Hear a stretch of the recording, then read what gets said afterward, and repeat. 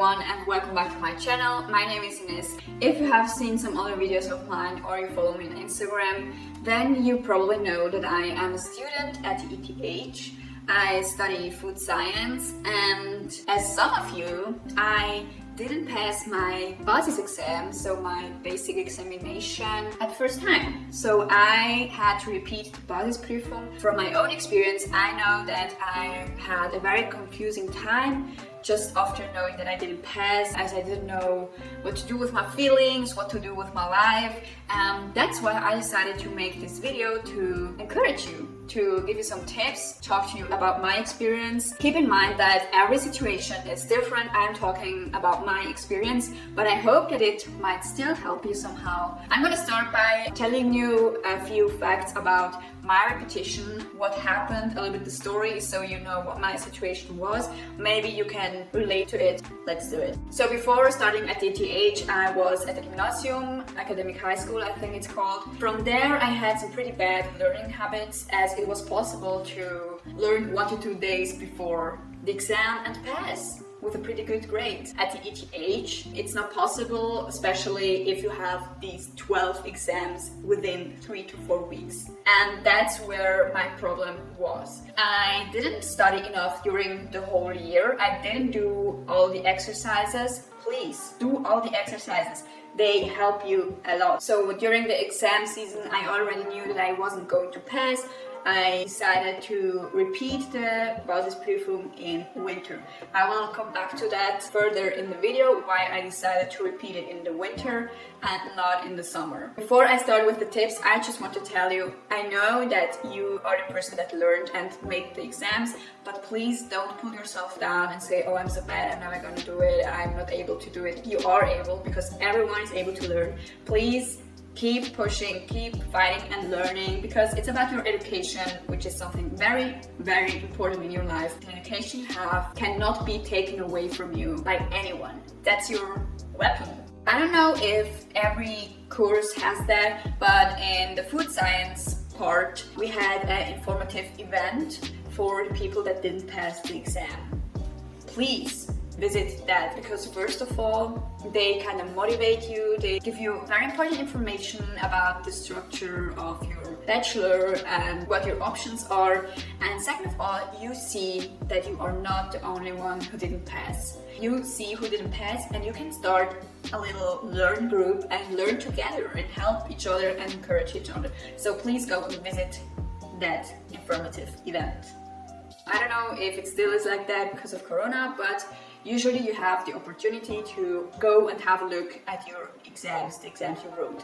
There you realize a little bit where the problem is. For example, in mathematics, you realize you did the calculations wrong. Maybe you realize you just didn't get that topic. So it's very important, please take something to write with you and note everything you see that might have been a problem. Also think, what was the problem? Was it the way you were learning? Was it the time you invested to learn? Was it the language? If it was the language, please consider taking some language courses, because I cannot imagine how difficult it has to be for non-German speaking people, as ETH is pretty difficult as it is already. As soon as you know what the problem was, you can start thinking about when to make the repetition, in winter or in summer. Me personally, I would recommend winter, because the information you have is fresher, the routine is there. In my case, I knew that if I was to repeat the whole entire year, I would think, oh, I already had this lecture and I already know that, and I wouldn't be as focused and concentrated as I should be. But also that's something that you have to decide for yourself. For example, if the language was a big problem, then it makes sense if you take a language course during that year, and then you don't have that problem anymore and you pass. So everyone has to consider that decision for themselves, but I just say what I chose and why. Something very important is, don't be afraid to get some help. For example, from other students that have lived through the same, for example me. That's why I'm making this video. They can talk to you about their experience. If you realize I don't get anything in that topic, maybe talk to a good friend of yours who knows everything about that topic, or a private teacher. Please get some help if you need it. Don't be afraid to ask for help. Something I would recommend you to do that I did as well is during the first 2 weeks of the third semester, go and visit the lectures. You can do that together with your friends. The good part about it is that you get back into a routine, you get back into normality, and you have a little sneak peek at what the third semester could be like. That way you have something to look forward to, and that excites you and motivates you even more to pass that exam. The next thing is planning correctly, because you have 6 months. You're never gonna have that much time ever again to prepare yourself for an ETH exam season. Usually you have 1.5 to 2 months, so use the time wisely. Don't say, oh, I'm gonna start in 2 months, have enough time. Don't do that, because you will need all the time you get. But what you have to do is structure your months correctly so you don't waste all your energy at the beginning. Look at the lectures from the first year.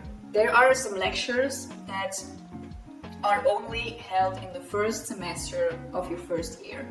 And for example, in my case, it was ecology, economy, I think also world food system.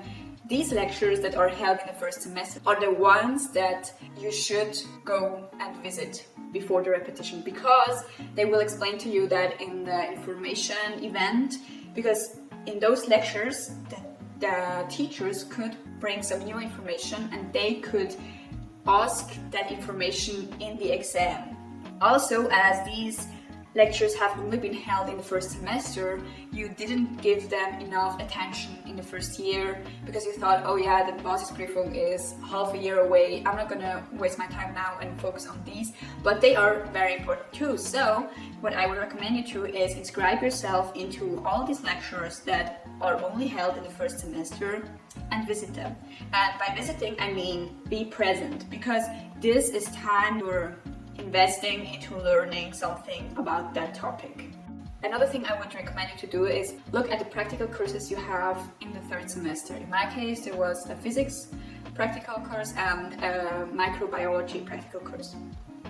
What I did is I did the physics practical course during the semester I had before the repetition of the Basisprüfung. This has the benefit of giving you a routine and staying in contact with the student life, but also you're achieving something without much effort. You don't have any exams at the end, you just have to complete the experiment, write a report, and then you already have your credit points and you have completed something that you don't have to do in the future.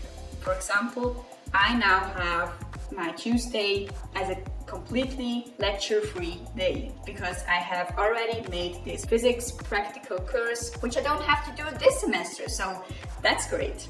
What you do before learning in general, think about which subjects you have and what is the best way to learn them. For example, biology is almost everything about memorizing, while mathematics is about practice. So you have to realize that those are two completely different ways of learning. What I would suggest you to do is, for example, to alternate between a subject where you have to memorize and a subject where you have to practice. What is very important as well is what to learn. How do I know if I'm learning the right things or not? It's pretty simple. Before learning any subject, it's very important to look at the old exams. Because by looking at the old exams, you see what the prof wants from you, what he wants you to know. Often in those exams, or almost always, there is a structure. There are some questions that are asked almost identical, just with a different example. There are some questions that are maybe even the same, so you can really see which topics the prof is giving a big priority in the exam, and so you know you have to go deeper in that topic. And other topics, maybe you just have to know a little bit, but not everything in detail. So it's very important to look at exams. The same counts for mathematics, for example. When I wanted to start to learn for the mathematics exam repetition, I wanted to start by doing all the exercise, the weekly exercise you get, and start by doing that. And my dad then, who also studied at ETH, said, don't do that. It's a waste of time. And he was right. Start immediately by doing real exams from previous years. Because often in those exercise sheets there are some questions that you don't even have to know at the end. So by looking at a mathematics exam, you know what are the important topics, and there are a few tasks even that are so similar that you just can learn or write down in your summary the steps that you have to take. So before learning any subject, look at the previous exams. That way you know what you have to learn and how deeply you have to learn it, and which topics are more important and which less. Alright, you guys, I could tell you so much more about it, so please let me know down in the comments if it helped you, and if you have any questions, write them down in the comments or slide into my DMs and ask me. I am currently studying as well. I started with the 3rd semester, so I don't have a lot of time, but still I will try to help you as much as I can, and maybe if you have a lot of similar questions, I might do a second part just answering your specific questions. I wish you a very good start into the new semester and into your future educational career. Thank you very much for watching, and until next time.